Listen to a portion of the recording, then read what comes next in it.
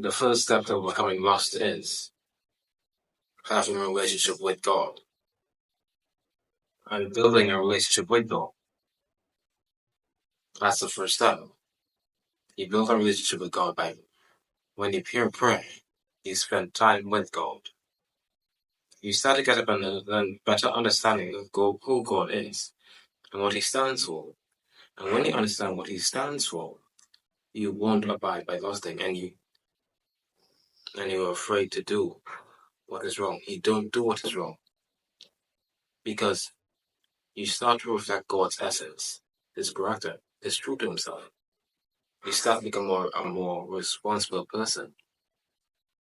That's what you start becoming. If you start becoming a responsible person, you take care of yourself by removing these things that hinder you from your focus. That's the importance of God. My second step here, brother, is having a change in your environment. Removing the cues and triggers that point you in the wrong direction. It hinders your focus and you lose track. So a simple change in your environment, like example, you have a constant addiction with TV. So how will you get rid of the problem? Put the TV in the other room when you have work to do. It's more like giving yourself no other choice but to stay focused. Because it's better to resist something when it's not there, rather than when it's in front of your face. That's one thing for sure we have to consider. Removing the cues and triggers that points us in a pleasure driven way. And put the cues and triggers that help us focus on our purpose and stay focused on our calling, bro. And if you stay focused on the calling, imagine how much more powerful we can be.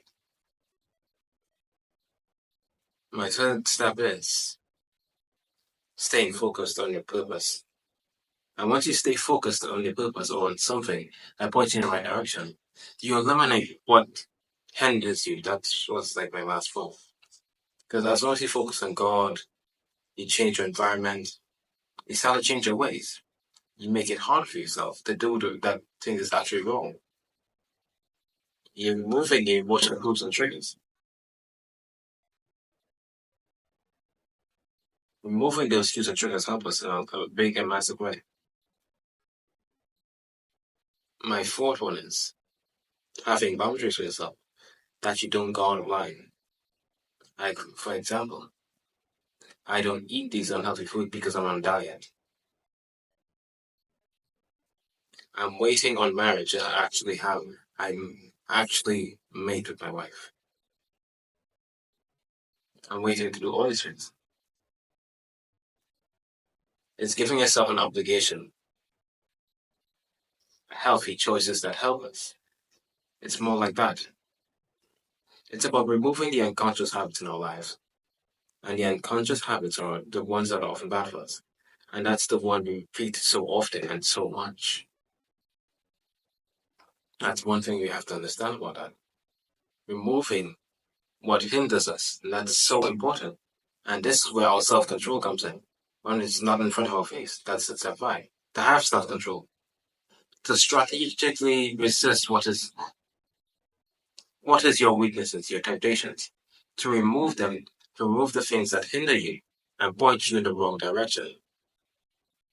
That's one thing you can do also. That helps massively when you add self-control and removing the environment cues and triggers. But the most important one is God first in everything that you do. And God leads and directs us in the right way. So, today, brothers and sisters, thank you for your time. And stay focused.